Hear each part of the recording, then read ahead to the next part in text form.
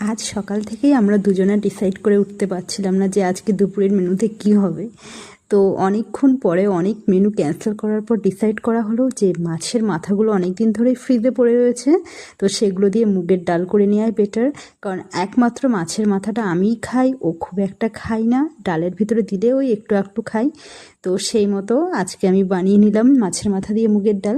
তো তার জন্য প্রথমে আমি মাছের মাথাটা ভালো করে ভেজে নিয়েছি। তারপর কড়াইতে একটু তেল দিয়ে তাতে শুকনো লঙ্কা, তারপরে হচ্ছে পাঁচফোড়ন ও গরম মশলা ফোড়ন দিয়ে দিয়েছিলাম।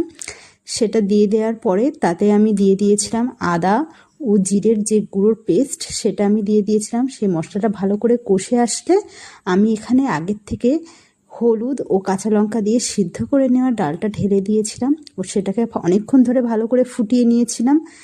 ডালটা যখন ফুটে উঠেছে তখন আমি এর ভিতরে টুকরো করে ভেজে রাখা মাছের মাথাগুলো দিয়ে আরেকটু ফুটিয়ে নিয়েছিলাম।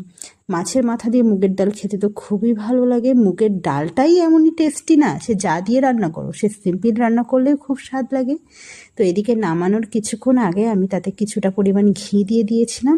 তো আজকের মেনুতে ছিল মাছের মাথা দিয়ে মুগের ডাল ও ছিল হচ্ছে পটল চিংড়ি ও সাদা ভাত। তো দেখা হচ্ছে নেক্সট ভিডিওতে। টাটা।